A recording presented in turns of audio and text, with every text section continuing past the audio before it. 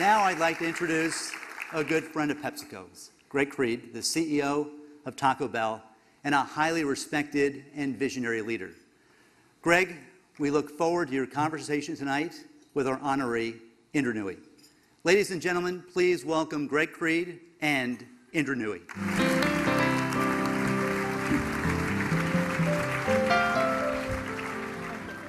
Indra, how are you? A bit emotional. Well, congratulations. Thank you. I want to start off with the really tough questions to start with, and then we'll get to the easy ones. So, nacho cheese or Cool Ranch? Mondays, Wednesdays, and Fridays, nacho cheese. Ah. Tuesdays, Thursdays, and Saturdays, Cool Ranch. And Sundays, Lay's. Awesome. The next question should be a whole lot easier.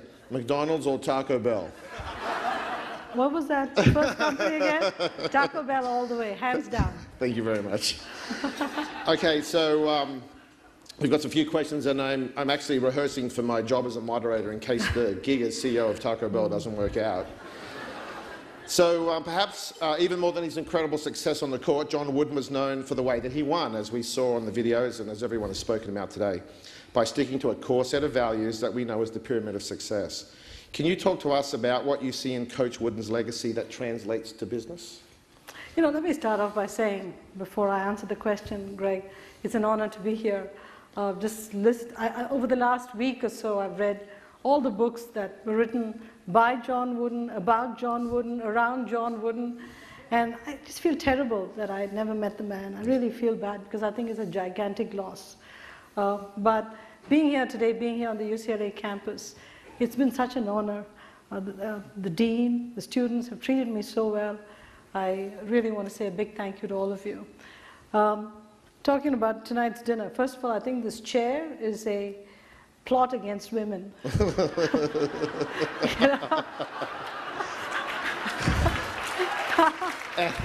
We're also saying that these microphones were designed for men with belt buckles and coat pockets. But do you know why this is a plot against women? I can only guess. Okay.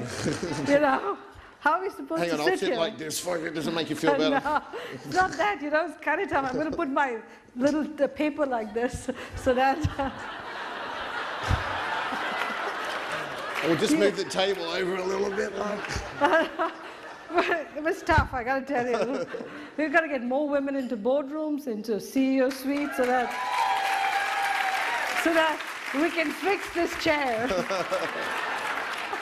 Because it's made for men, by men, positioned by men, but that's okay. We still love you. That's okay. I think it was designed by American men, not Australian men. Now, the good news is some of us in Australia do wear shoes. So I'm delighted. Boy, this is going completely off the tracks, isn't it? But let's talk about Coach Wooden. I must say, what I found remarkable about what Coach Wooden spoke about, it was not just lessons for business or for sports, it's about how to run your life. Right. And I think if you really read everything that was written about him and really take all his lessons to heart, I think you'll live a richer life, you'll live a more fulfilled life, and people around you would actually be more, would be happy to have you around them because you'd be a better person. But I wanted to highlight 3 things that I took away from Coach Wooden's sayings that are very applicable for business. The first, he said, do not let what you cannot do interfere with what you can do. And it's great advice to companies which says, make your choices and focus on your core mission. Profound lesson. Second, if you're not making mistakes, then you're not doing anything. I think one of the big mistakes we all make in companies, leadership, is we don't give people a chance to fail. And if you don't give people a chance to fail, you won't innovate. And I think that's a lesson which says, if you want to be an innovative company, allow people to make the mistakes. The third, he said, it's the little details that are vital. Little details make big things happen. And I think that's, again, a very important lesson because at the end of the day, you can have the best plans, the best strategies, but if you don't execute it flawlessly, you know, paying attention to every little detail, it doesn't work. I mean, take an example of our Doritos Locos Tacos. Right. If every detail of that product wasn't executed right, you wouldn't have such a fabulous taco product being sold by Taco Bell. Would you want to ask the questions and I'll now answer? No, yes. No, it's very true. And when my chief marketing officer actually gets laces in his shoes, that's a little in-joke, I'll be able to teach him how to tie them up. Yeah. No, but I think it's really important if you think about the story, even in Australia where I grew up and I went to school, the stories of John about, putting on your socks and tying up your shoes, they were sort of global lessons that we all got taught by a man who a lot of us obviously never had a chance to meet. So an enduring and lasting legacy. Absolutely. So Brian also talked when he was talking earlier about, if you think about basketball players, they spend 4 years at school, or if they go to USC, they spend 8 years at school. It was mean. But at UCLA, we spent 4 years at school, and obviously the teams he had every year were continuously changing. So how in business, do you anticipate the inevitable change, and how do you continue to deliver results year after year with the change that's a part of a basketball team as much as it is a part of business? I think change is here to stay. The world has become so much more volatile, and if you don't know how to manage through change, you're not going to be able to survive as a company. And there's a lot of books written about how to manage change, how to navigate through change. Let me summarize it all down to 4 things that I focus on. The only way to navigate through change is to have open eyes. First, you've got to keep looking around the world. You've got to keep looking at trends. You've got to make sure that you watch all of them and you implement what you need to do to anticipate change. So open eyes. Second is open ears. Listen. Talk to all your stakeholders. Talk to people who have a direct or a peripheral interest in the company. And if you keep your ears open and you really incorporate their suggestions, I think you can run a better company. The third is open mind. Many times we have to disrupt our business model. Don't be so wedded to your past. Know that you may have to make some disruptive moves at some point. So if you keep your eyes open, keep your ears open, keep your mind open to make those changes. And the last one is open heart. At the end of the day, people make it happen. And if you don't make people welcome into the company and allow them to bring their selves, the whole selves to the company, you'll never be able to run a company that's going through a lot of change in a volatile environment. So tough, but open eyes, open ears, open mind, open heart, I think will get you there. That's amazing advice, it really is. So as a CEO of a huge public company, a very successful one, how do you balance the sort of requirement of Wall Street for short-term results with your desire to build a lasting organisation? How do you balance that as the CEO of such a big company? Not easy at all, because large companies can't run by quarter. They have to run over longer periods in time. And large companies exist to survive for decades. Yet there's this phenomenon that says your scorecard is going to be measured every quarter, which is actually a tough trade-off and a tough set of issues to manage through.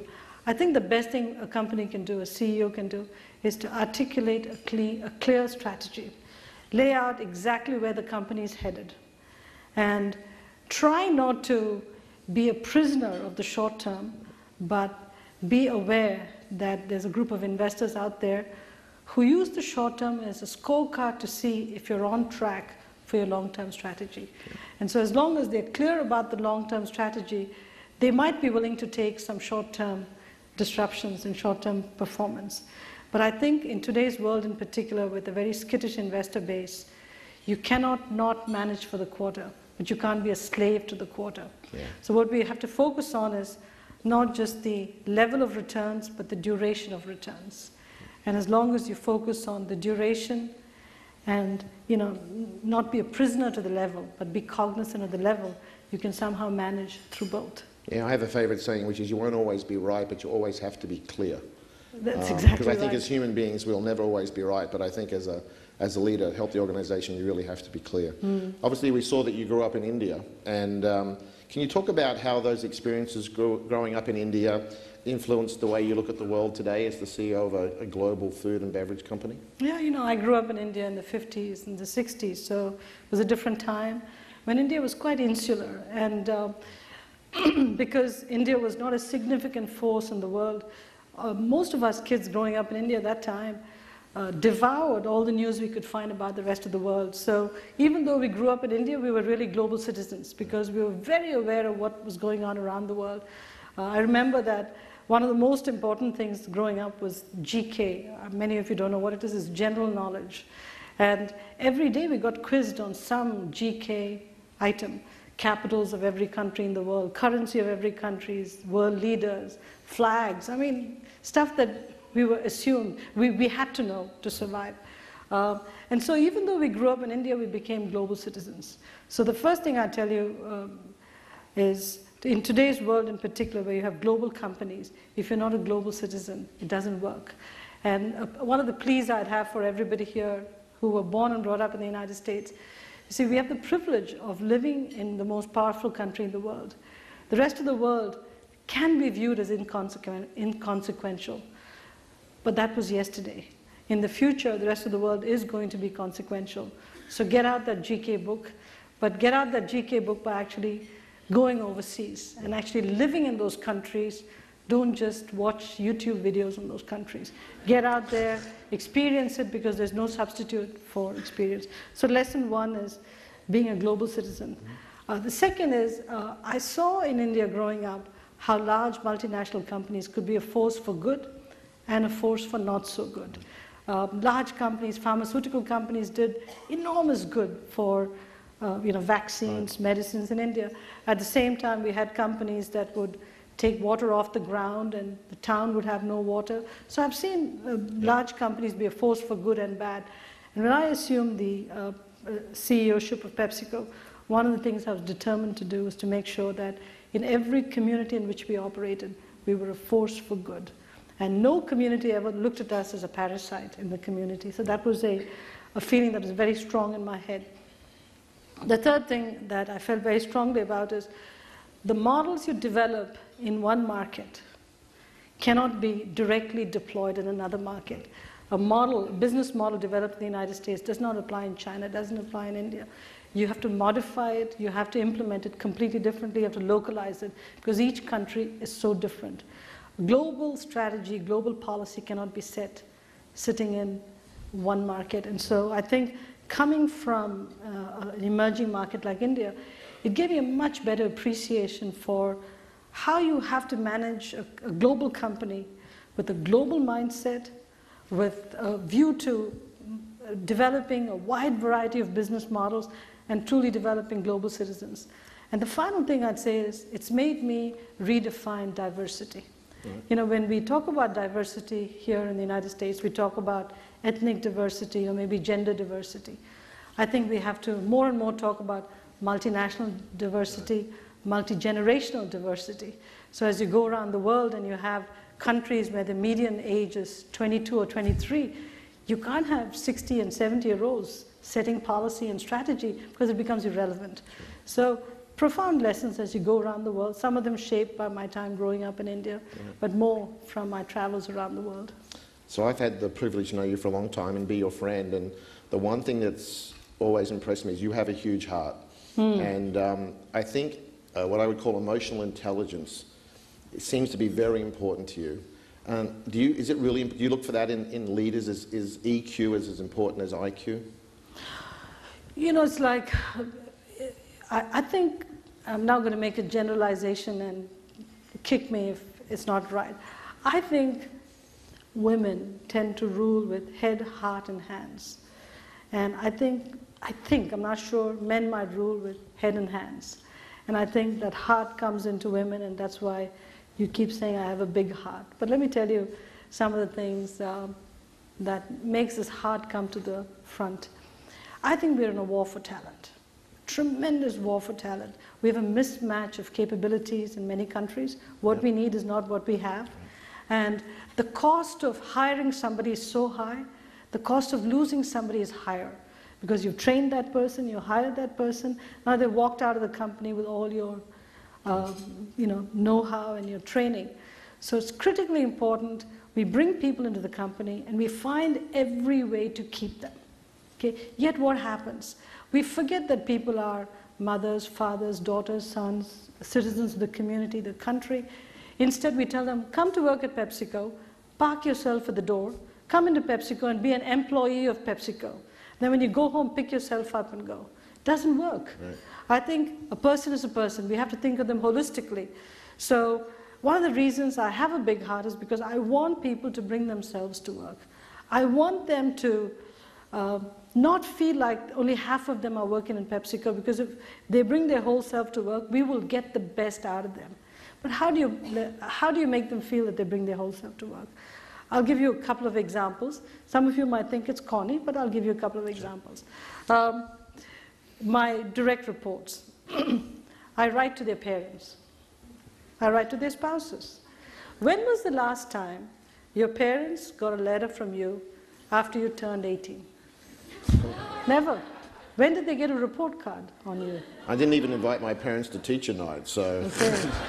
You see what happens? So I wrote to them. I said, Larry Thompson, you saw my general counsel. I wrote to Larry's mom and said, dear Mrs. Thompson, you know, this is who I am. I grew up in India, and I just came back from India after a visit. I had a bizarre visit, because when I first became CEO and I went to India, my mom would say, just dress up and sit down. I said, why should I dress up and sit down there? She says, because people will come to visit. I said, okay. So people would come to visit. They would barely talk to me. They'd go to my mom and say, oh, you did such a good job bringing up your daughter. Okay? So, but now think about this, okay? Larry's mom did a great job bringing up Larry. Larry's father had passed away. Larry's mom did a great job bringing up Larry, and I had the gift of a great general counsel.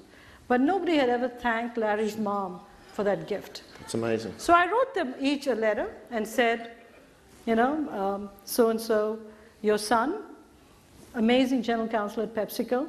I just wanted to take this opportunity to thank you for the gift of your son or daughter, whatever, to PepsiCo. That is... Now,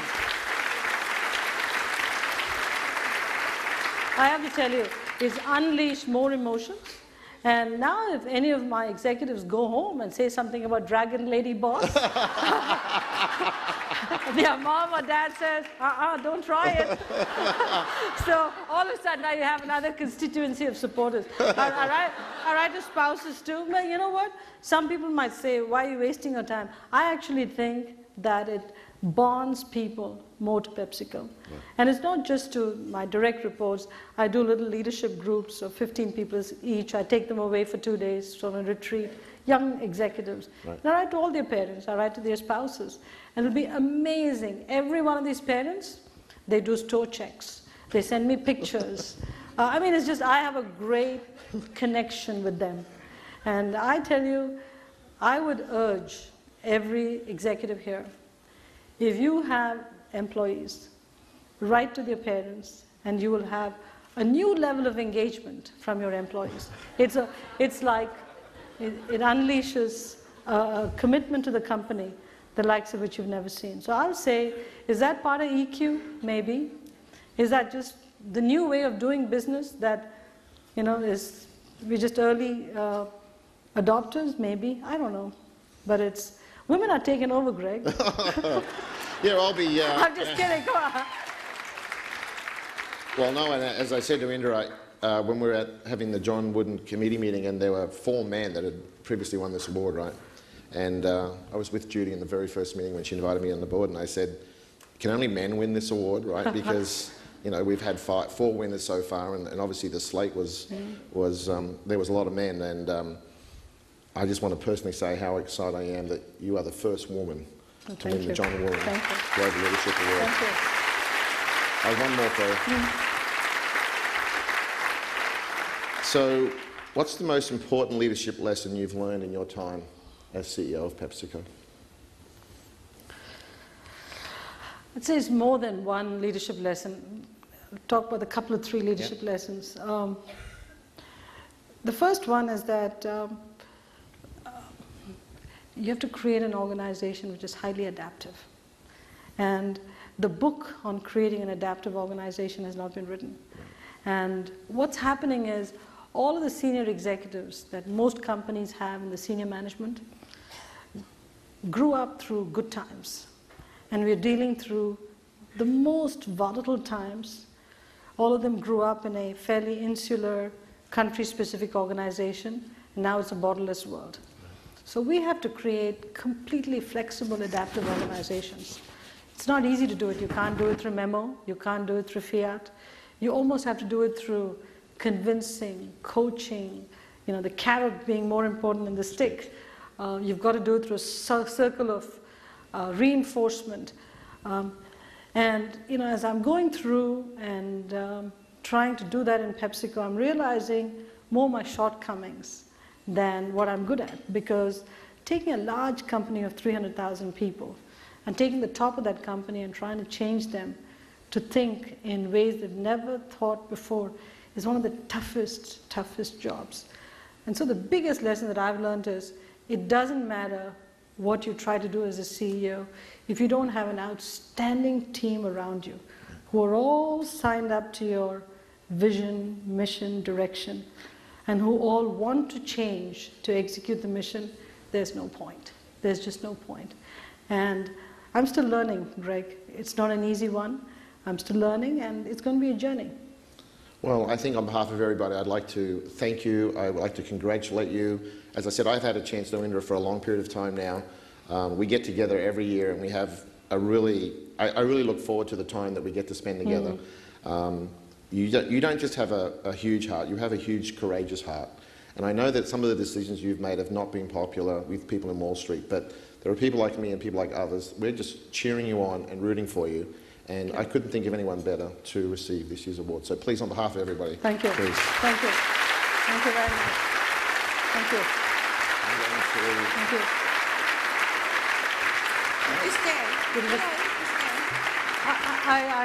I just wanted to say one thing to the group here, and this is about Hurricane Sandy, and I just wanted to make a few comments. What you see on TV, even the worst TV footage that you see does not really reflect the extent of damage done in New York and New Jersey. It is complete. The number of people out of power, the number of people who don't have homes washed out. It is so heartbreaking to see the extent of damage in sort of the pulse of the country. I mean, 9/11 happened, now Hurricane Sandy. I mean, this is a tremendous blow for New York. Companies like PepsiCo, we've stepped up big time. Governor Cuomo called us and said we want supplies. In 24 hours, we had tractor trailers of food just going on to New York and New Jersey continuously. I am in awe of all our teams in the company, because nobody called and asked me who's going to pay for this or which account should I book it to. They said, we'll take care of this, because it could have been us. It could have been any one of us who was homeless.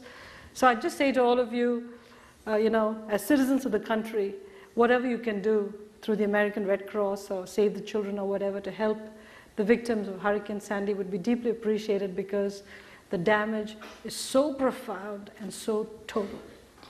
So I'd say to you, thank you.